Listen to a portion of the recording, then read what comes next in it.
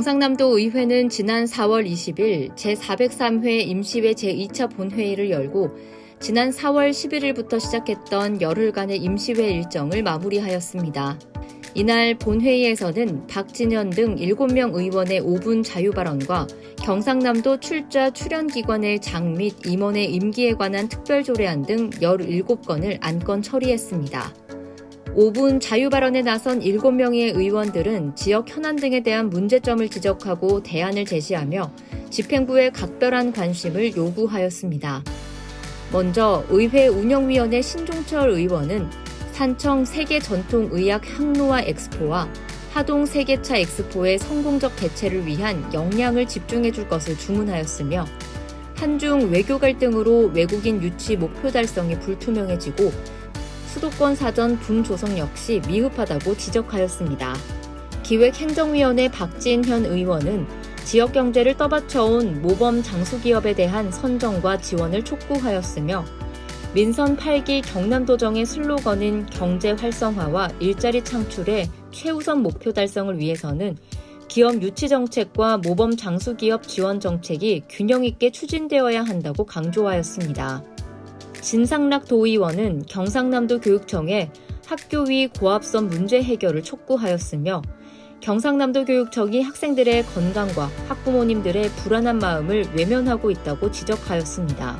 또한 교육청 한국전력, 학부모의 갈등을 봉합하기 위해 지중화 깊이를 최소 4m 이상으로 하고 전자파를 95% 이상 차단할 수 있는 초전도 케이블을 활용하거나 전자파 측정기를 설치하여 전자파에 대한 걱정을 최소화할 것을 주문했습니다. 농해양수산위원회 김구현 의원은 농촌 고령화와 청년 농업인 감소로 인한 인력구조 불균형이 심화되고 있는 지금 미래 농업을 이끌 청년 농업인 유입이 절실한 상황에서 청년 농업인 지원 사각지대를 해소하여 빈틈없이 지원할 것을 제안하였습니다.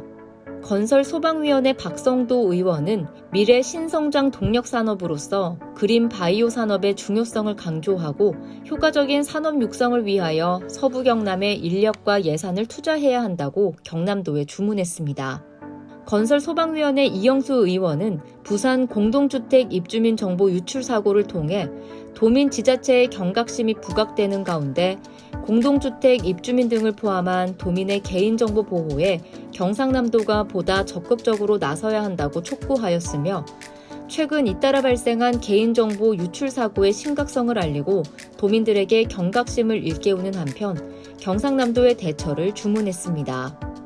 문화복지위원회 박춘덕 의원은 진해신항 개발에 따른 경남 항만자치권 확보와 지역 상생 전략 마련이 시급하다며 경남 최대의 국책사업임에도 불구하고 경남 중심의 진해신항 개발 컨트롤 타워가 없다며 부산 에코델타시티, 북항 재개발 등 더 이상 신항 개발의 과실을 부산이 독차지해서는 안 된다고 지적하였습니다.